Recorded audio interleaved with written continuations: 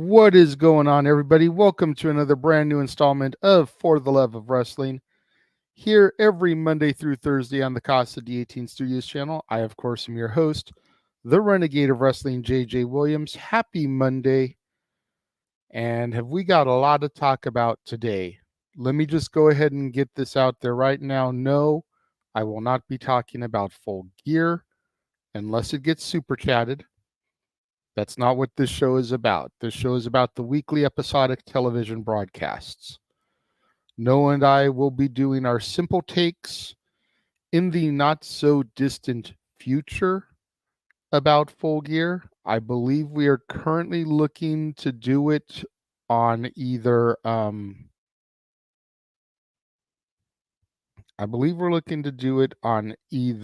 the Monday or Tuesday following Survivor Series and just hitting them all up at once. Doing Full Gear, doing Survivor Series all at the same time. Just so much chaos and craziness here. But how is everybody doing today? How has your weekend been? What did you guys think of the television product over the course of the last week? Let me know in the comments.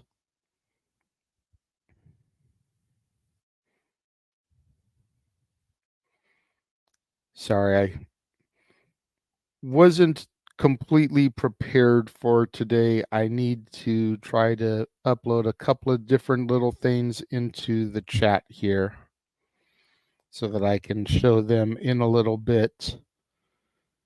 My sincerest apologies for the stalling here. All right, so we're going to get into things. First up was Collision. Special Friday of Collision, as Collision and Rampage both took place from the fabulous forum in Los Angeles, California. And our show began with Tony Schiavone coming out and interviewing Christian Cage. He had Luchasaurus and Nick Wayne by his side. And Christian basically cut a traditional heel promo here. You know, he ran down how fake and plastic the city of Los Angeles is. He runs down Sting for being an icon. He tells Darby that, you know, if he needs some fatherly advice, he knows where to find him. And then he calls Ric Flair the Crypt Keeper of all things, which that was kind of humorous, I'm not going to lie. And then says that if Ric Flair gets involved at all at Full Gear, he's going to be having his come to Jesus moment. He then turns his attention to his former best friend, Adam Copeland, says that he is not the same man that he was when they ran together back in the early days. Tells Beth to keep the girls up late because Christian plans to break Adam's neck.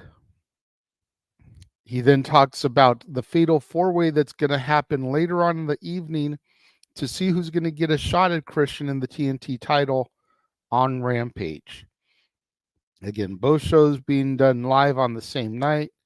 So fatal four-way is going to happen on the Collision to see who's going to face Christian on Rampage later in the evening. We then go backstage to Lexi Nair with Ricky Starks and Big Bill. And Ricky says that he went to Tony Khan and had a conversation with him, and he has been allowed to pick the stipulation for the Fatal 4-Way Tag Team match that's going to happen at Full Gear. And Ricky Starks decided to have a ladder match. Not going to lie, the addition of the ladder match kind of made me a little bit jealous that I wasn't going to be there, because I love the ladder matches. And when we went to see Dynamite earlier this year, Jeff and I, we actually got a trios ladder matches. It was match 7 of the series between Death Triangle and the Elite, being represented by Kenny Omega and the Young Bucks. So for them to run back another ladder match some 10 months later in the same venue, I thought was kind of cool. Little bit of, an Easter egg, a little bit of long-term storytelling. First actual match of the night was Miro the Redeemer versus Daniel Garcia. And this was a fantastic opening contest. Fast-paced, hard-hitting, intense. Miro could have easily squashed somebody like Daniel Garcia, but Garcia was portrayed. Garcia was really portrayed well here. In my opinion, you think about the 4 pillars of AEW. You think about, MJF, Darby Allin, Jack Perry, and Sammy Guevara. And I feel like we're slowly starting to see a new 4 pillars kind of arise in AEW. And I feel like Daniel Garcia is one of those guys. Miro got the victory here, but a valiant effort was made by Garcia. As a matter of fact, Garcia had a moment where he had Miro laid down and he could have capitalized, and instead he went to go do his dance. And Daddy Magic Matt Menard came out to stop him from doing the dance because he was like, look, you need to pay attention on your match. And ultimately that's what cost Danny Garcia the match. So did he lose the match because he wanted to dance? Did he lose the match because Daddy Magic came down? Was it a combination of the two? Either way, I feel like Daniel Garcia is one to watch as he continues his growth within the company. And like I said, I see him as one of the new pillars of AEW.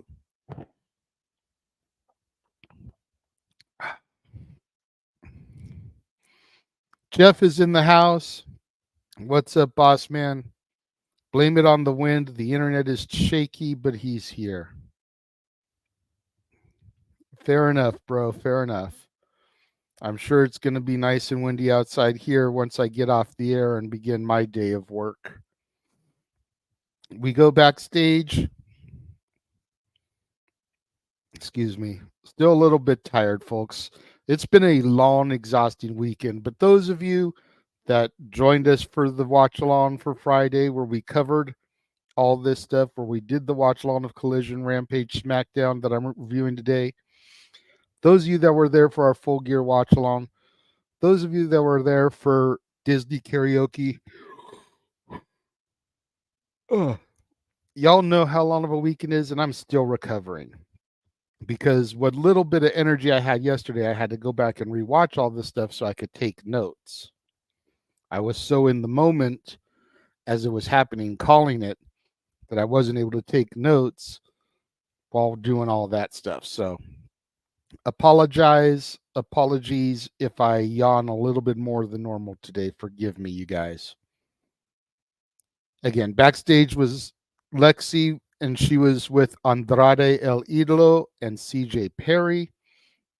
And CJ says that she has entered Andrade into the Continental Classic tournament. And at first, Andrade seems a little bit hesitant about this.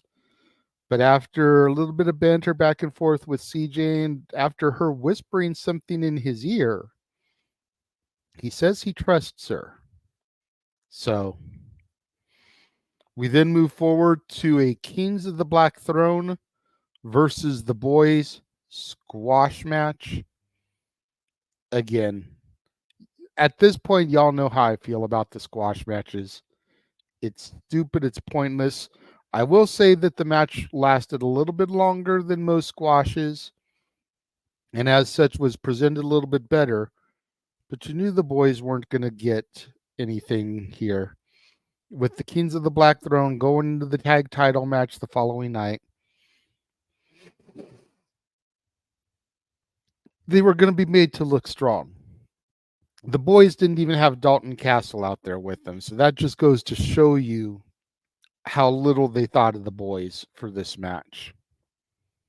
We then had a TBS Championship promo package, with Sky Blue and Julia Hart and Chris Statlander kind of cutting little promos and spliced together. Again, damn good production.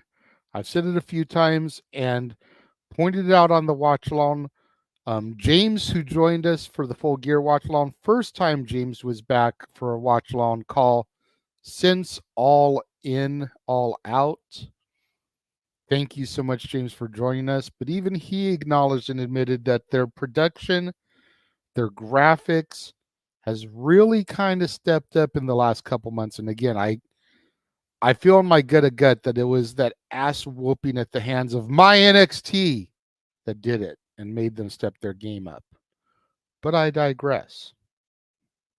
Jeff says, over 6 hours on Friday, damn near 12 on Saturday into Sunday. We've all earned a few yawns. Thank you, boss man. But much like the Beastie Boys, no sleep till done it. Got so much to go here. Got Thanksgiving week ahead of us. And I'll get more into that stuff when we get to the plugs. We then had our fatal four-way match where the winner was given a shot at Christian Cage for the TNT Championship later in the evening on Rampage. It was Trent Beretta versus the Machine Brian Cage versus Commander versus Penta El Cielo Miedo. And this was another sensational, fast-paced match. Really impressive. Cage came off like $1,000,000 considering his size and the fact that he was able to move around and do lucha moves with some of the smaller guys. Again, I know what's inside of Brian Cage, having seen him many, many years ago when he was a lot smaller. But the fact that he's able to still have that caliber of performance with the mask that he's put on himself in the 12 years since then, kudos to Brian Cage. Personally, I thought either Cage with his championship wrestling from Hollywood roots or Penta El Cielo Miedo, considering that him and Ray Phoenix have their store, the Republic of Lucha, in Pasadena, California, probably about 20 to 30-minute drive from the venue, traffic pending. Figured one of them was going to get the shot for the TNT title tonight, but alas, Trent Beretta picked up the victory with Storm Zero. A very impressive match. Don't know if I enjoyed it as much as I did Miro and Daniel Garcia, if I'm being honest. But 1A, 1B as far as caliber of action here. We then went backstage with Lexi Nair once again with Don Callis and Popo Powerhouse Hobbs. And Hobbs just starts bragging about how he destroyed Paul White on Dynamite.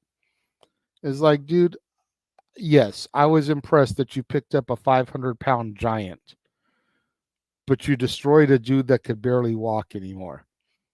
Was it impressive? Yes. Was it as impressive as you're boasting about? Not really, bruh.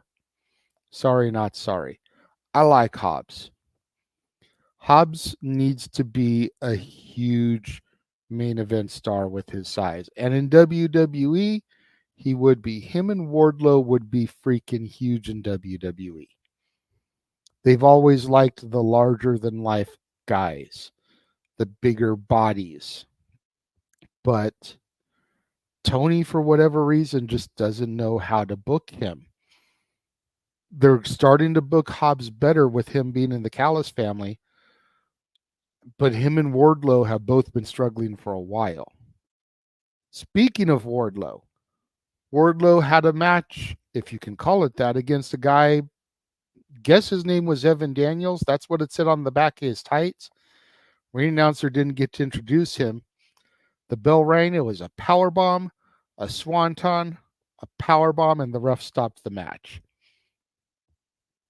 Now, on the one hand, I'm not a fan of squash matches. On the other hand, in this particular case, I'm not completely opposed because it's just making Wardlow seem like the monster that he should be. Then when they start feeding him the more established names on the roster, and he does this, it's just going to be like, wow. It was one thing for him to do it to enhancement talent. It's another thing for him to do it to the Darby Allens, the Sammy Guevaras, the Action Andretti's, the Darius Martins, the more established names on the roster. We then had Dax Harwood versus Roosh. Couldn't figure out what they wanted to call this guy. Poor Dax. First, there was the botched graphic on the internet that said Dax Hardwood. Then there was Dax the Axe, which I guess makes Cash Wheeler smash. But finally, they got the graphic out there right. Dax Harwood versus Roosh. Again, this was an awesome match, but it turned into a shitty schmozzy finish because we ended up with a huge brawl with everybody that's going to be in the tag team ladder match at Full Gear at the end.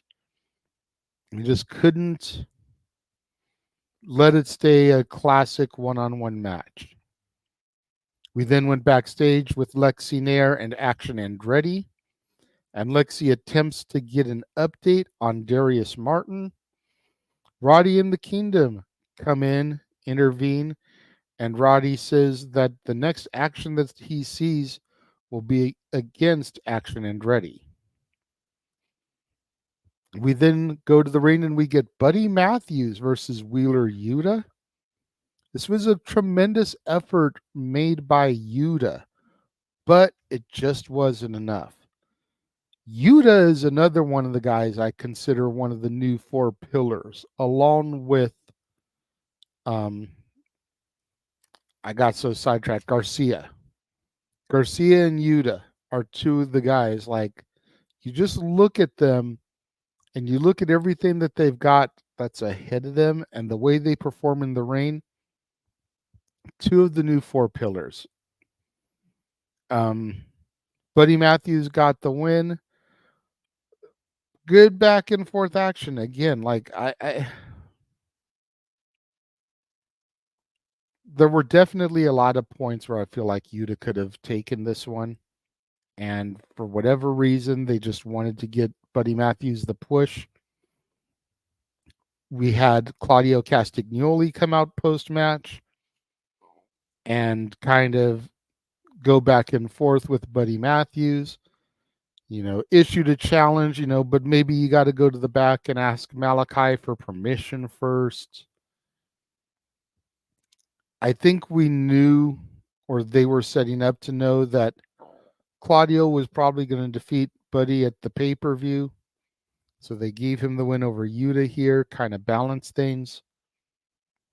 Again, don't want to get too much into Full Gear, but if you guys want to know what I thought about Full Gear very quickly, Super Chat. That's the only way I'm going to really discuss it. We then went to an Orange Cassidy, John Moxley promo to kind of hype the International Championship match that'll be at Full Gear. And then our main event match, the women were not in the 6:20 time slot. Holy shit, they were the main event. As Ruby Soho and Saraya, the Outcasts, took on Hikaru Shida and Chris Statlander, the AEW Women's and TBS champions respectively. Fantastic women's match here. You see, Tony, when you allow the women to be showcased properly, they can put on a fucking classic. The champs came out on top. No surprise there. Cool Hand Angelo Parker was ringside wearing a Ruby Soho t-shirt, continuing this thread of flirtation between the two of them. She came over to him a couple of times, and when she seemed like she was in trouble, Cool Hand hopped the guardrail, came over, started consoling her, and she was receptive to it. It got Saraya distracted for the pinfall. Great storytelling here. Yeah, chance of holy shit in between. I know, Jeff, I know. It's a surprise to nobody except Tony, I guess.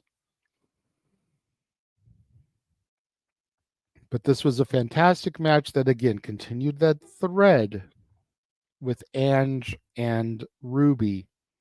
I do hope we get to the payoff sooner rather than later, possibly by World's End.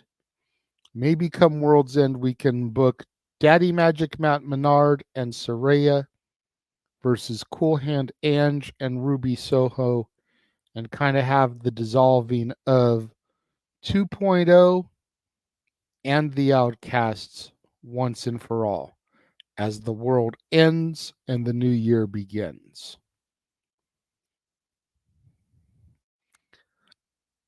Jeff says, motherfuckers flirting and messing up the Hakuna Matata. I'm going to keep saying it. Bro, in this case, the Hakuna Matata was over when Tony left the Outcasts and when Jericho dissolved the JAS.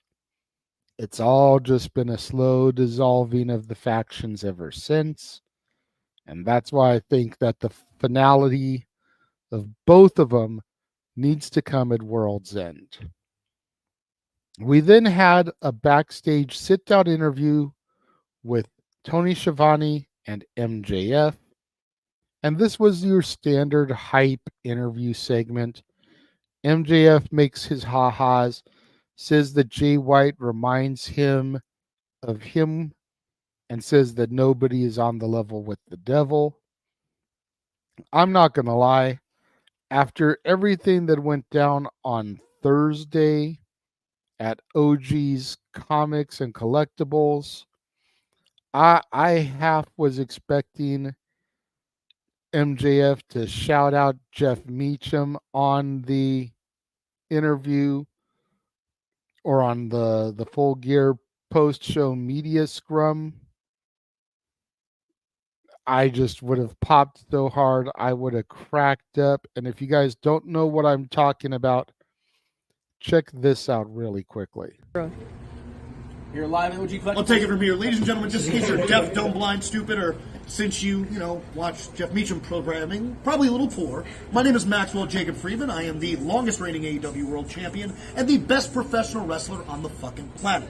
And if you want to listen to the best professional wrestling journalist, broadcaster, commentator, fat guy, you need to check out Jeff Meacham's channel. He is far superior to Aaron Riff's. When I was in middle school and I wanted to watch the Monday Night Raw review, every single time I watched Jeff Meacham, no DQ, YouTube, every week.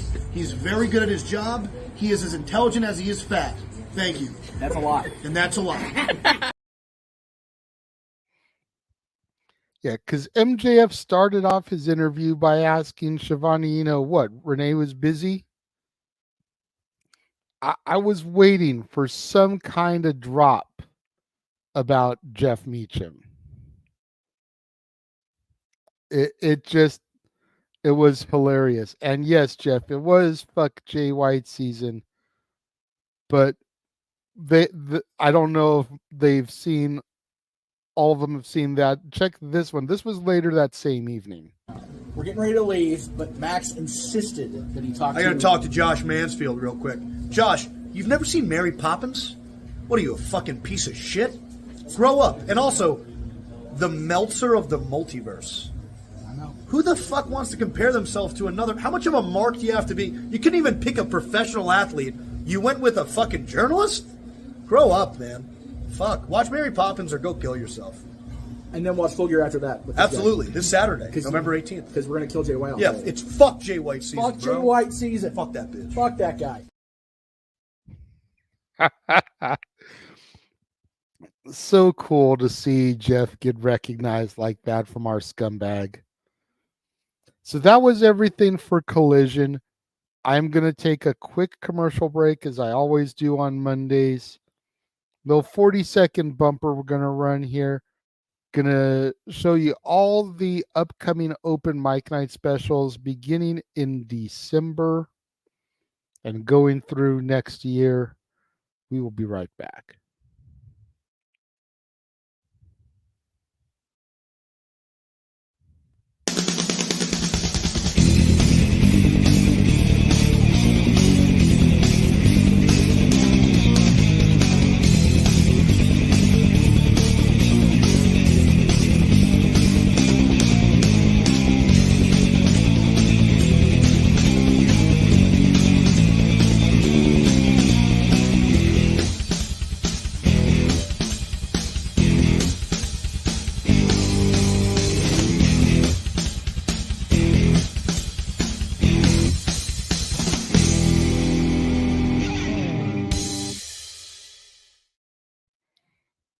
King Mike in the house saying he's been waiting for the Christmas episode for a long time.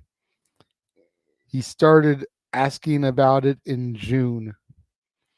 Yep. It's coming up, bro. December 23rd, the eve of Christmas Eve, second annual open mic night Christmas karaoke. The one that started it all, if we're being completely honest. Looking forward to that again. Then go into Rampage. And the show begins with Chris Jericho coming out to join the announce team. So, of course, the Fabulous Forum had their Judas moment. The first match is Trent Beretta challenging Christian Cage for the TNT title. This was a solid opening match. I wonder what it could have been if Trent had been 100%, having not wrestled earlier in the evening. Maybe this match had been saved for Dynamite, instead giving him a chance to really recuperate and be ready to go. But it was a solid match. Trent was made to look like a star by Christian. Really took it to him, getting some tremendous offense in the match. He hit the Storm Zero on Christian, but it only got him a 2 count. Christian was able to get the victory. Kill switch engaged. Solid match to start off the show.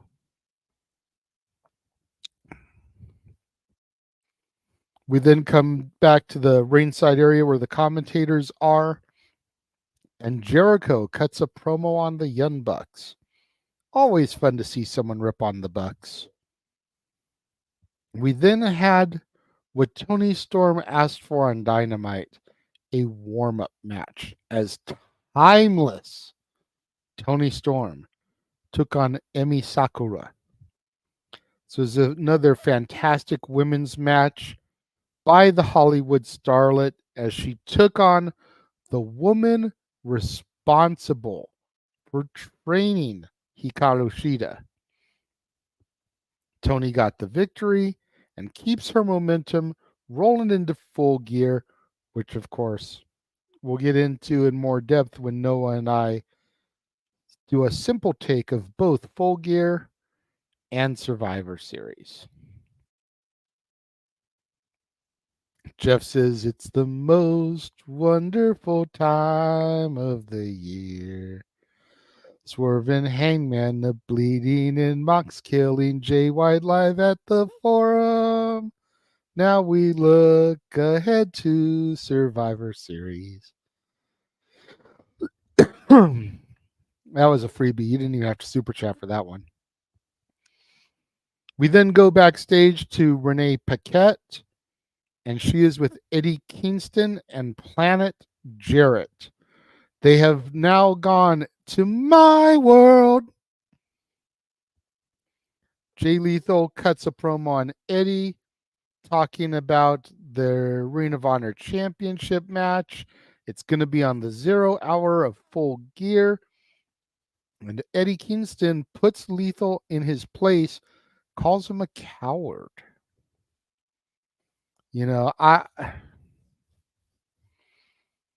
This is tough for me when it comes to this feud because I feel like Eddie Kingston makes some valid points when it comes to Jay Lethal as of late.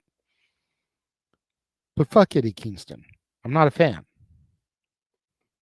So it's always really tough for me to acknowledge and admit when he makes some valid points, because I'm just like, yeah, but you're a dick. So how do I know this is supposed to just be a promo and not you being just a dick like you've always been? We then had Roderick Strong versus Action Andretti.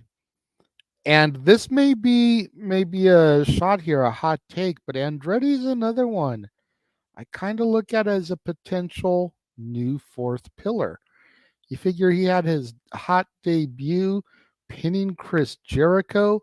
Momentum is kind of stalled since then.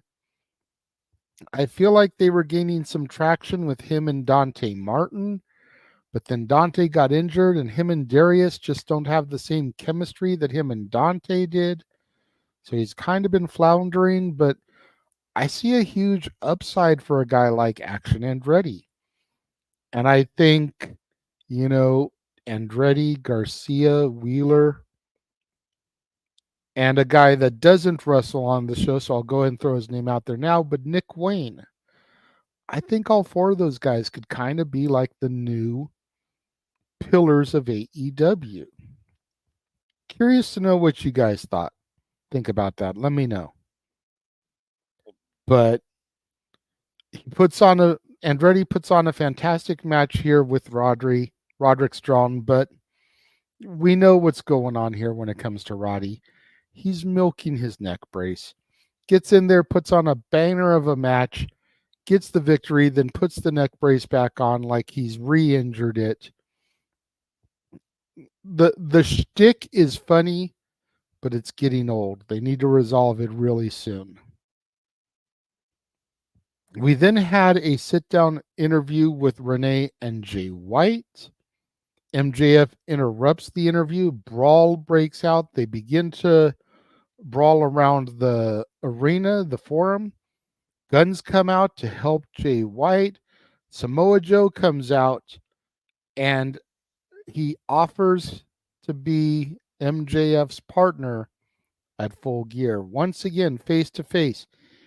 Sticks his hand out, and the two shake hands. MJF and Samoa Joe will defend the tag titles against the Guns at Full Gear.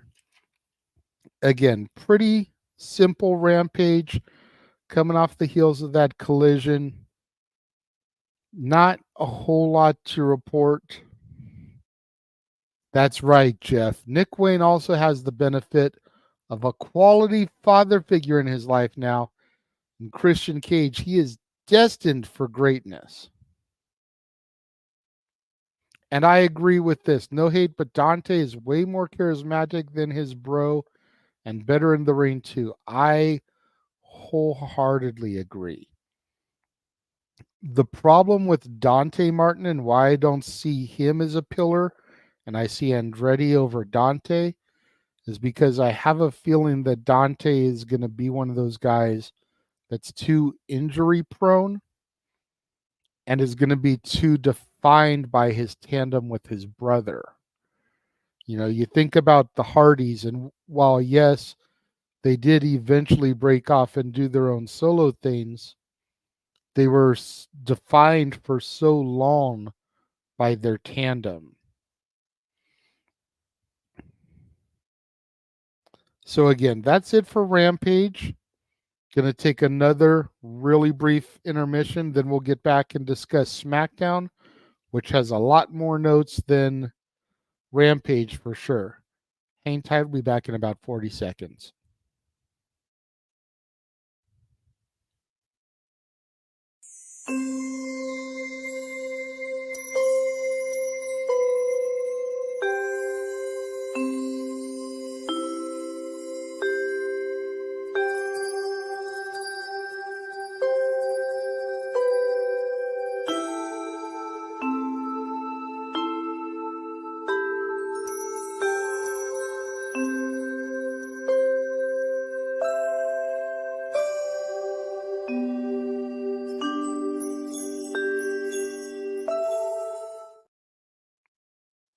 That's where you can find all of us that are affiliated with the Jeff Meacham Network, Multiverse of Media, Facebooks, Twixes, Instas, TikToks, YouTubes, all the different social medias where you can find us. And Jeff says, and thank you to all those friends once again, particularly for Saturday night. Yes. I will definitely get into that again at the end of the show. But before we get to that, we need to talk about SmackDown. And again, this may be long-winded. Let's get into it. So Damage Control comes out to start the show. Oh, Jesus. Emmanuel just popped in. What's up, Emmanuel? Good to see you. Seen the reports. What war? Collision 252,000, SmackDown 2.2 million. Well, there kind of goes that. The SmackDown had roughly 2 million more viewers than Collision. Jesus fucking Christ. So Damage Control came out to start SmackDown, and Bayley basically says that they are here to have some fun. There's no need to get booed by the crowd. We're here to have fun, just like you guys. They welcome us to SmackDown, and she says that Damage Control is the strongest faction in WWE. Io, Kairi Sane, and Asuka then begin to speak in some Japanese, and Dakota translates for them, saying that the 5 women in the ring aren't the new and improved Damage Control because one person in the ring isn't a part of the new and improved Damage Control. And a hush kind of comes over the crowd like, ooh. And then Dakota kind of flips it, is like, that's because Asuka's not official yet. We need to make her official. We wanted you to make official. And Bayley kind of breathes a sigh of relief there. Okay. You had me. So they make it official. They welcome Asuka into Damage Control. Bayley gets down on a knee and presents her a shirt asking if she will join, and Asuka takes the shirt. And then Dakota says, and Io said one other thing. She said, we want to issue a challenge for Bianca, Charlotte, and Shotzi to find a 4th for War Games. And Bayley echoes the sentiment, says that's a great idea. War Games. The TCB tank then comes out to Shotzi's music all on its own. Nobody's driving it. And Damage Control are kind of caught off guard by this. And Shotzi jumps off of the top turnbuckle and starts brawling with Damage Control. Bianca and Charlotte hit the ring, come to even things up a little bit, but it's still only 3-on-4, technically 3-on-5, but Dakota's not fighting because she's still, got the heavy brace and everything. She's not cleared for competition. So they're out there doing their brawling and everything, but Damage Control still has the upper hand.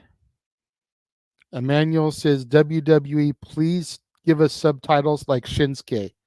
Just saying to know what they are saying, but I get it. You want to know what they're saying behind Bayley's back. Yeah. I think that's the whole thing, is that Shinsuke Nakamura doesn't have somebody with him to translate. Dakota did time in Japan, so she can speak Japanese and can translate it.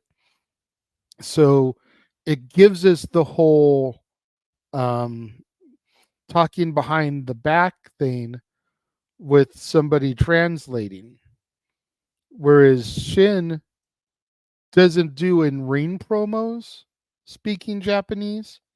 He does the backstage vignettes, the pre-shot production videos. So they do the translations that way. I think it's just the difference in the presentation as to why they give subtitles for Shin, but not to Kairi, Asuka, and Io. Plus, we know Io can speak English. Not great, but she can speak it. Same with Asuka. I don't know about Kairi. I'm still kind of learning her and getting familiar with her. But even if they speak broken English, they speak English well enough where Shin, I've never really heard Shin cut a full-on English promo, I don't think.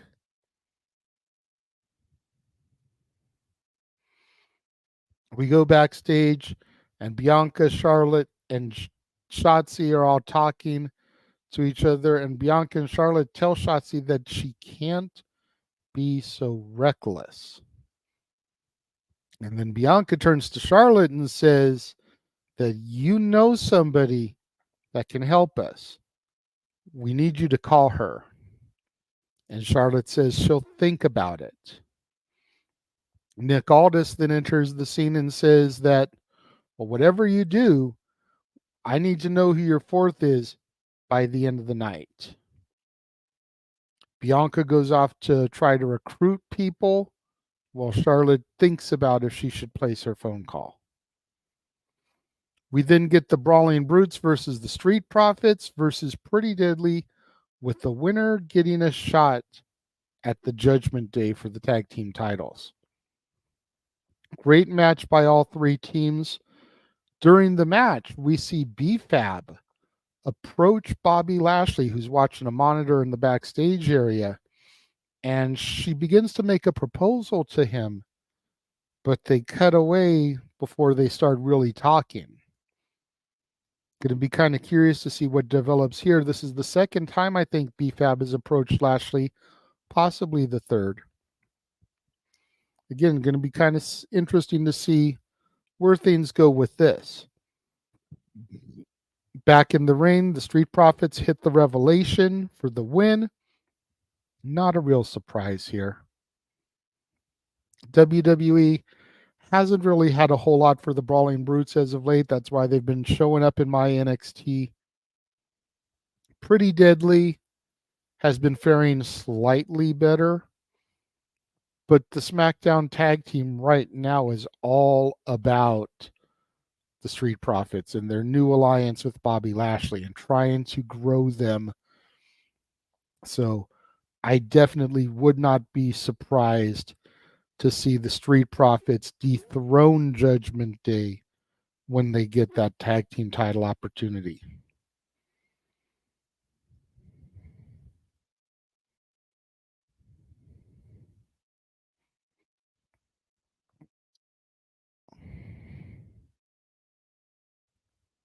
Emmanuel says, WWE prematuring, let's know your teammate instead of guessing this Saturday who the fourth lady is going to be. I mean, I understand the logic of wanting to announce it so they can build, because I personally think they could have made the announcement this coming Friday, the Friday go home to Survivor Series, because I think it would have been fun to have seen Bianca, Charlotte, and Shotzi on Raw approaching some of the Raw talent, trying to recruit somebody, and then maybe even have Shotzi go to NXT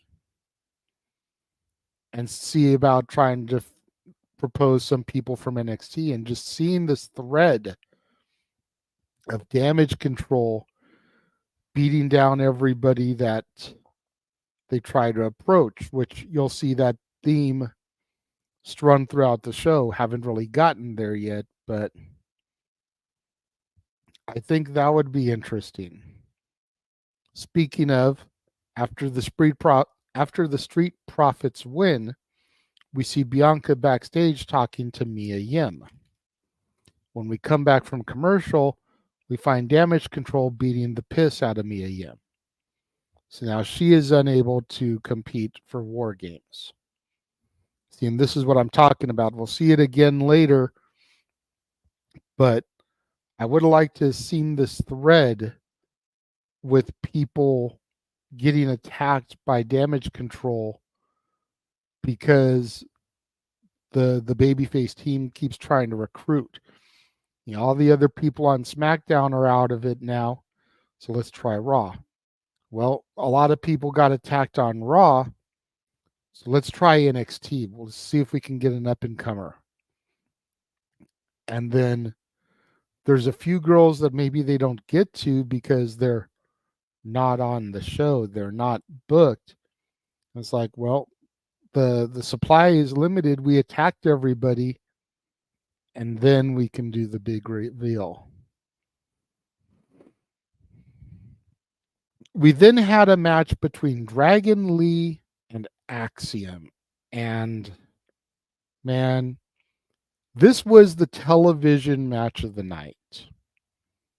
This was better than any match that there was on Rampage, on Collision.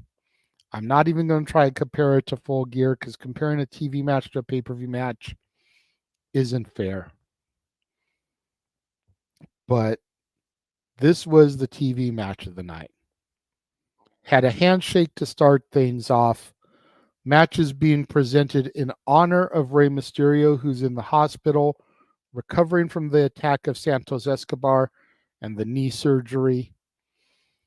This match was just a banger. This match right here is what my NXT is all about. Best match I have seen on SmackDown in a very long time, probably for the entire year, if I'm being completely honest. Dragon Lee gets the win, but I wouldn't be surprised if we see Axiom on SmackDown full-time very soon. You know, a lot of people criticize the current NXT product because it's not what the black and gold NXT used to be. And this match on SmackDown makes me proud to be a supporter of the current NXT product. And if I were to try to introduce somebody to my NXT, I think I would start with this match. And some people may say, oh, well, you're cheating, though, because it's a SmackDown match, not an NXT match. Axiom is still on the NXT roster. Dragon Lee only came up a few months ago. This is very much still my NXT, just being executed on SmackDown. And as a matter of fact, there was a lot of my NXT represented on SmackDown. You figure Pretty Deadly. Granted, they came from NXT UK to my NXT, but still, they were a part of my NXT product prior to getting drafted to the main roster. You figure, like I said, the Brawling Brutes, although technically main roster talent, have been doing a lot of time in my NXT as of late because the main roster hasn't had much for them.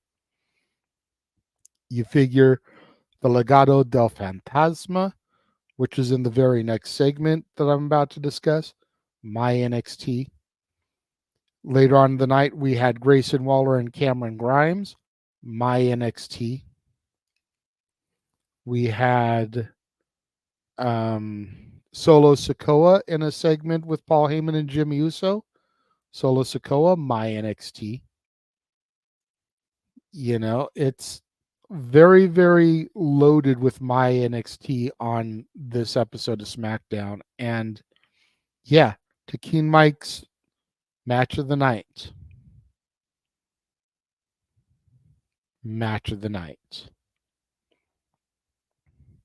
Jeff says it was a hell of a match. Still feel a bit like shit for basically ignoring it as it happened during the watch along. Yeah, that's my one regret because something was happening at that point. I want to say it was we had Dattila, who was our roving correspondent at the forum, was able to pop in. So we were discussing the shows at the forum, Collision and Rampage live at the air as that match was happening.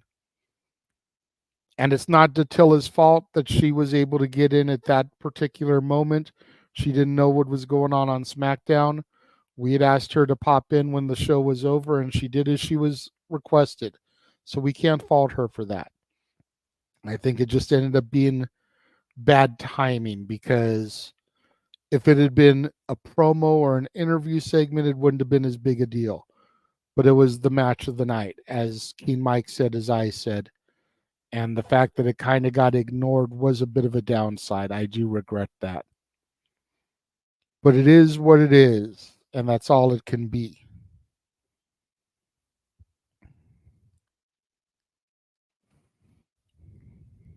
We then have Santos Escobar cutting a promo. As I mentioned, Legado del Fantasma gives the whole never meet your heroes speech. He talks about, we see Cruz del Toro, Joaquin Wilde, and Zelina Vega watching a monitor at the gorilla position. And Santos says that Rey was like a father figure to him, made him feel like he was at home. Santos goes on to say that Dominic was right about everything he said about his father. Says that he wanted to be the United States Championship holder, the champion, but Rey stole that opportunity from him. Says that he wanted to bring back the LWO, but Rey took it over and brought in Carlito. Says that he was betrayed by Rey when he chose Carlito over Santos. He apologizes to the crowd for not doing more damage to Rey Mysterio. At this point, Zelina Vega comes to the ring and starts to yell at Santos, and he gets into her face and she whines back and slaps him. And you can kind of see the look on Santos's face where he kind of liked it, while Zelina is bawling her eyes out as she leaves the ring and walks back to the backstage area. This brings Cruz and Joaquin out, and Santos is like, what's it going to be? Is it going to be him? Is it going to be me? And he dismisses them. He kicks them to the curb, calls them dead weight. This brings Carlito out, and Carlito and Santos start to brawl, and we find out later in the night that it'll be Carlito versus Santos at Survivor Series. Great segment there, like very passionate. It was standard, you made me do this heel promo. But the reaction of Zelina, although some people might call it like very daytime soap opera, it was very well done. King Mike with the hashtag Dom was right. Walter's here. What's going on, bruh? Carlito needs his old music back. I agree. And going back to the other thing, Jeff says, yeah, we had our call-in. My responsibility as director, I own that. It's all good, bro. At this point, it's over and done with, and there's nothing that can be done to change it. Maybe me and Noah will get to go back at some point and call the match for a classic match segment. We then went and had Grayson Waller versus Cameron Grimes. Another fantastic match. Not as good as Dragon Lee versus Axiom, but it was still a fantastic showing from both men. Two guys that came through my NXT.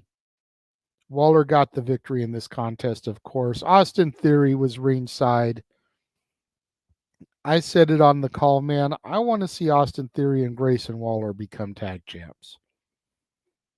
I just think it would be perfect. Great way to reset Theory, because he's too good to not have gold, but the U.S. title runs seem lackluster after a while. Jeff says Carlito needs his old attitude back too. Babyface Carlito is just off. I agree, but since they decided to pull the trigger on Santos as the heel, I think we need to keep Carlito babyface at least until Rey comes back. And then when Rey comes back, Carlito can turn on Rey again. And you'll have had both Santos and Carlito turn on Rey. Walter says Escobar makes a great heel and did well. He can be a star and a bully. See what I did there? I do see what you did there. Don't be a bully, be a star. We go backstage and we see Bianca talking to Zelina Vega this time. And when we come back from commercial, Damage Control standing over a beaten and battered Zelina. So again, going back to what I was saying earlier, like they could have built this thread through SmackDown, through Raw, through NXT, and then had the big reveal the night before Survivor Series as to who the fourth was going to be. We then had Paul Heyman, Solo Sikoa, and Jimmy Uso cut an in-ring promo talking about Solo's dominance over John Cena and how he'll never step into a WWE ring again. LA Knight comes out and begins to talk about how the only reason that he isn't champion and Roman still is because of the bloodline. Because the bloodline keeps interfering on his behalf, and it's a problem. And everybody knows it. However, LA Knight is a problem solver. Let me rephrase that, because there's somewhere I was going to go with this. He says, but he has a problem solver, and its name is LA Knight. Yeah. Tonight, he's going to take out Jimmy Uso to start his journey back to the title. Now, the reason why I went back to reword that and rephrase it is because Sean Ricker, LA Knight, gave an interview not that long back talking about the whole "with everybody saying" that he does before the LA Knight, part of his catchphrase, and how he pulled that from Dr. Dre, specifically "Let Me Ride" from The Chronic. And this quote is another Dr. Dre quote as well. I've got a problem solver, and its name is Revolver. A line from Natural Born Killers, Dr. Dre and Ice Cube. Why would this be relevant to this segment? A professional wrestler used Natural Born Killers as his entrance music. A man by the name of Jerome Young, better known as New Jack, one half of the gangsters in a little company called Extreme Championship Wrestling, which was owned and operated by who? Oh, that's right, Paul Heyman, one of the three guys in the middle of the ring. So this was just another Dr. Dre reference, but also a Dre reference that tied to one of the men in the ring. And I noticed that immediately. I drew the connection immediately. If some of y'all didn't, now it's been broken down for you as to why he went there. LA Knight is admitted being a Dr. Dre fan. And so here was another Dre reference disguised as a shot towards Paul Heyman. We then had Shotzi, Bianca, and Charlotte backstage once again. And Bianca says that with all the attacks that have been happening, they have no more options. So Charlotte needs to make her phone call, and she walks away to do so. We then have LA Knight versus Jimmy Uso. Main event match, good back and forth action, good storytelling in the match. BFT for the win. Post-match, Solo Sikoa comes back to the ring as him and Paul had left.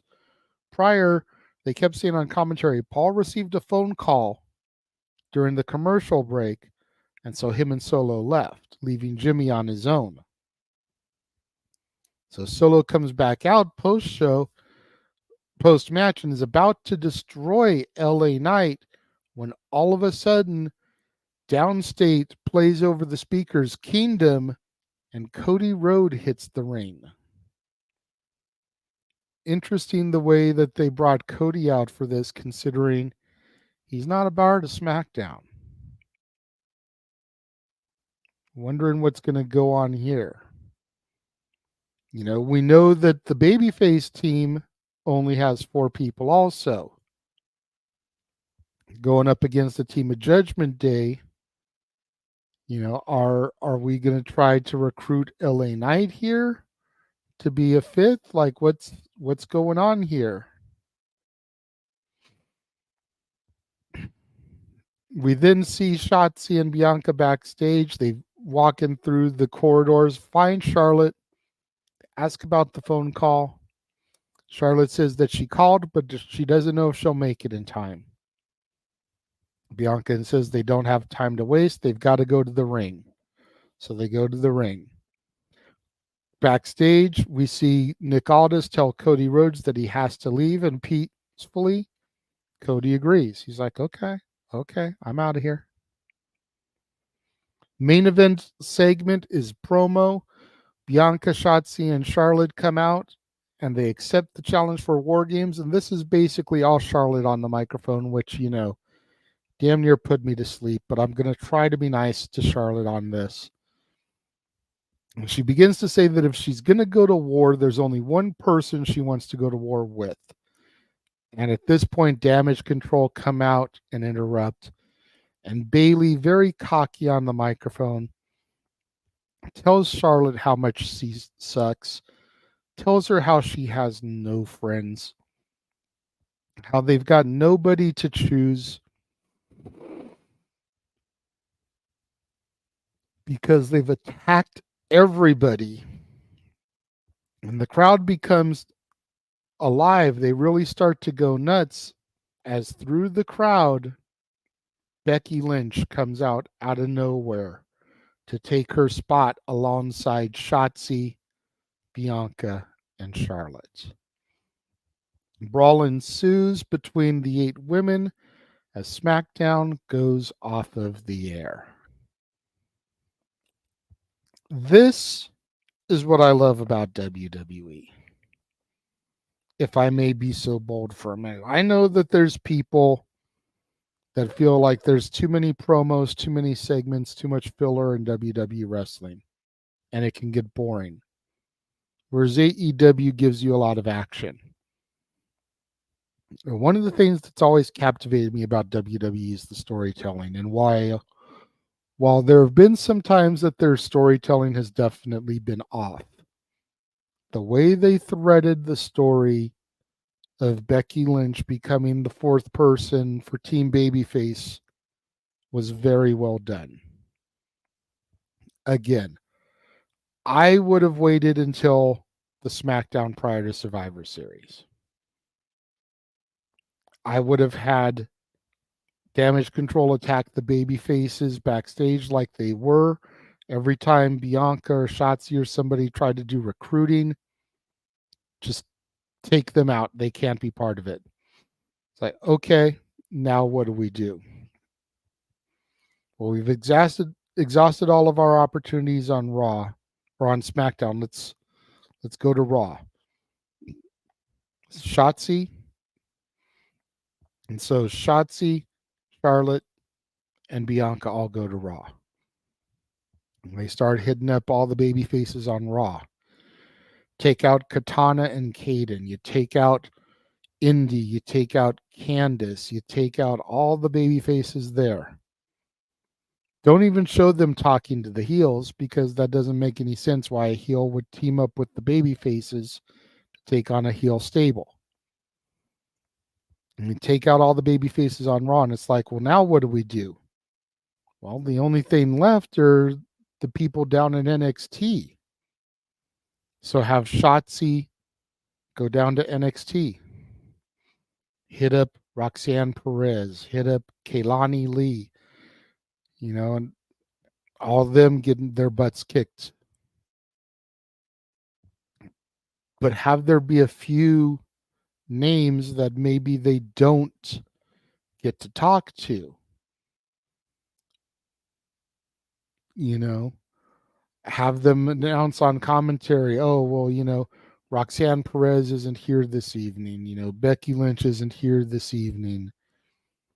So that, we know that those people are still potentials because we don't see them get attacked. And then you go to SmackDown prior to Survivor Series, and you get a similar promo from the one we had from Bayley here, where we've literally followed you everywhere that you have gone and taken out everybody you've tried to recruit. You have nobody. And then have Becky's music hit and come out. I just feel like it would have been built so much better.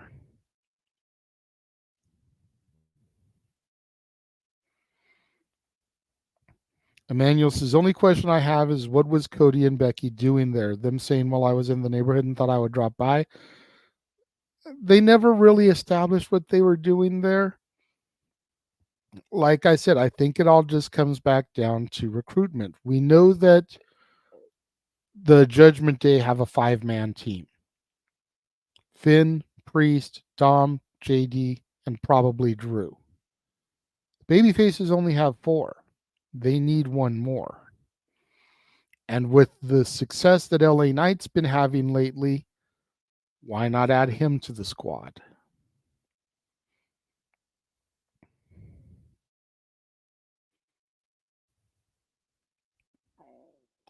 Walter says, Iowa to where SmackDown was 6.5-hour flight. Becky traveled at the speed of light. And King Mike says, whenever someone calls me last minute, I'm a mess. Becky's all dressed up and shows up in 10 minutes. Like, for real. But you've got to, I understand where you guys are coming from. But you've got to, turn that off for a minute and just watch it as the story. I think that too many people look at wrestling as needing to kind of have I think that too many people look at wrestling as needing to be based in reality. And while I do admit that realistic elements are a plus, every segment doesn't need to be based in reality. At the end of the day, professional wrestling is real life superheroes. It's a real life movie. It's good guys and bad guys. It's giants and midgets and cowboys. It's all these different little things. And sometimes you just got to look at it at the entertainment and stop trying to analyze every realistic thing. Overall, I give all 3 shows an A for overall presentation and everything. I definitely feel like AEW presented some good stuff. Were they going to compete with WWE? No, absolutely not. We called it the Friday Night War because of how they were going toe to toe. Nobody thought that NXT truly had a chance going up against the AEW when they were going to bring Dynamite their A show against it. WWE crushed them. Did they have some big stars on their show? Yeah, absolutely. Why shouldn't they? WWE was in the market for a new TV deal. Some people say that they loaded it with talent because they wanted to crush AEW. Some people say they loaded it with talent because they were shopping for a TV deal and they wanted to show the companies out there, hey, we can have these guys on our show at any given time. Might want to have us on your network. And there's a little bit of truth in both of those. I'm sure the truth lies somewhere in the middle. But that's neither here nor there. I am going to take one more quick commercial. We're going to show you guys all the upcoming watch-alongs that are going to be hidden across the multiverse of media beginning Wednesday. Come back, going to do a quick round of plugs, and then we will be out of here. We'll be right back.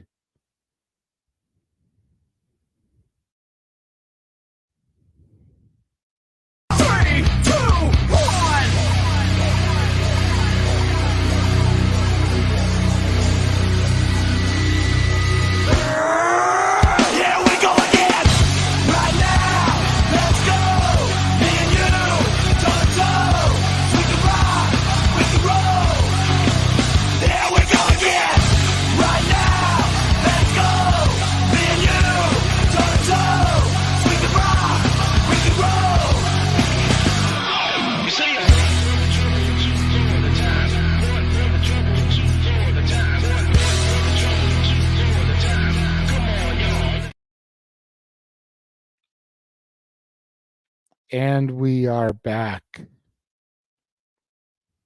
Sorry, usually I have that graphic down before we come out of commercial, but I was on a different tab because things were blinking for me.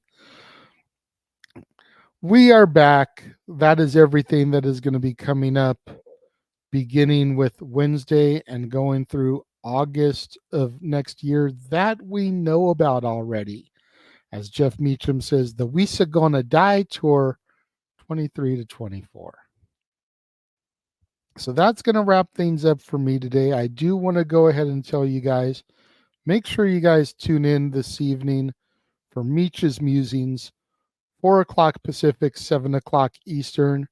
Good buddy Jeff Meacham, who's been in the chat today, going to discuss whatever comes to his mind and probably do a whole lot of shilling as well. Tomorrow, Stat Boy Sports Bar featuring Dory Lou. The food's hot, the beer's ice cold, and the seats are warm. So pull yourself up a bar stool and engage in some professional sports conversation with your barkeeps, Stat Boy Mike and Dory Lou. Wednesday, AEW Thanksgiving Eve presentation. Myself, Noah Foster, and I believe James Hebert will all be back on the call for another entertaining evening of AEW action. On Thursday, time and date to be determined. We are going to be presenting the Multiverse of Media Thanksgiving special.